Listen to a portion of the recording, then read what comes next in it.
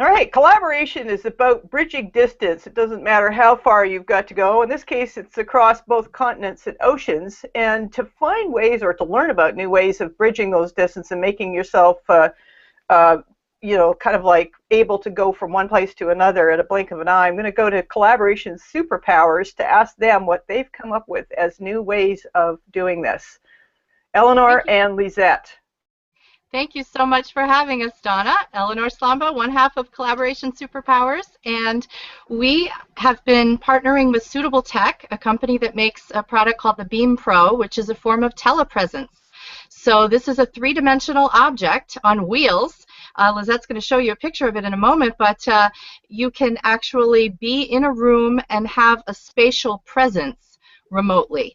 And so that's a little different from, we like to punch through the screen as much as we can. We've even created a series of webinars about that. And this is one way that we're punching through the screen to attend a conference. Lisette and I were asked to present at Spark the Change in London.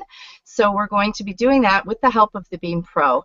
And Lisette's going to explain how people can get involved in sampling that experience and what it looks like.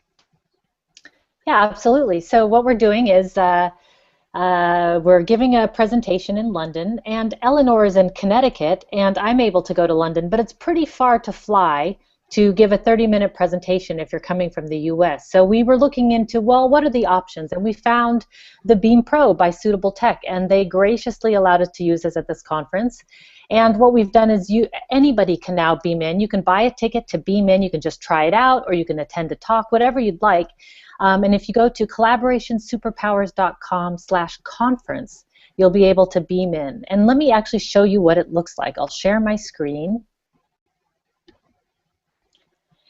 And what you'll see in a moment is that on the left side of the screen, you'll see what it looks like when you're outside looking into a Beam Pro. So this is me inside of a Beam Pro, and you can drive it around using the arrow keys on your keyboard. It's really super easy. Basically, you just download a program, you click connect, all of a sudden you're within a Beam Pro and you're driving around just using the arrow keys on your keyboard. What you see on the right side of the screen is what it's like when you're in a Beam Pro. So you can see on the bottom part of the screen, you can see the floor, so you can actually see where you're driving, because you don't want to drive into any stairs or pools or weird things, or if there's objects in the way. And you can also see straight ahead, so that you can actually see where you're moving to, and you can actually talk to people face to face. The Beam Pro is about human height, and so you can simply just drive up and talk to somebody as if you were in the room together. And it's surprisingly easy to drive. It's easy to use. There's no tech ability needed. Nothing. You don't need to program anything. You can simply just use the arrow keys on your keyboard. And the weird thing is it feels very human. It feels like you're talking to people in the same room. It feels like you're really there. So what you're seeing in this picture is me from my apartment in the Netherlands beaming into a conference in Las Vegas and rolling around and simply talking to other people. And it was fabulous.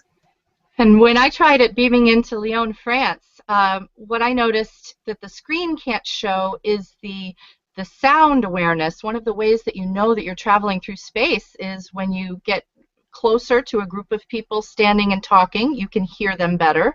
When you wheel further away from them, the volume correspondingly diminishes. And so that's one other kind of information that makes it feel very spatial, very real.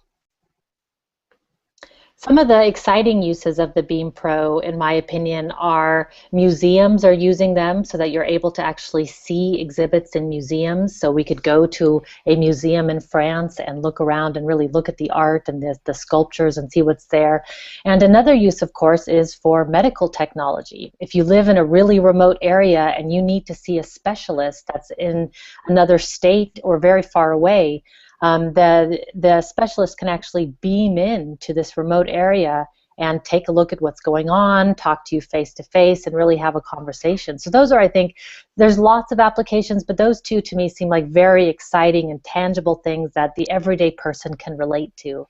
Because I know this is kind of a weird technology maybe, and it's a bit forward thinking and maybe on the fringe of remote collaboration, but real practical applications. And then for us, communities use conferences to keep conversations going. And in this particular case, the conference is sold out. So plugging into the conversation is still possible, and we're very pleased to be able to offer that and to invite people in this way. And the conference is pleased too. It's going to enrich their experience of delivering their platform of the conference to have people who wouldn't otherwise be able to attend. Wow, fantastic. Well, I'm looking forward to, I'm going to be attending Spark the Change with my own robot, which is super cool. I can hardly wait to do that. So thank you both very much again for trying this out. For anybody wanting to try it out, where do they go? It's collaborationsuperpowers.com/conference. Conference. So on your lower third, you've got conferences, but there's no S. Excuse me. No, it is /conferences. My apologies. Okay, no, I just want to make sure. All right, everyone. Thanks very much for joining us this morning, and or this evening, or wherever you happen to be, and look forward to beaming in. Thank you so much, Dawna. It's going to be great. It will be. It's going to be fun.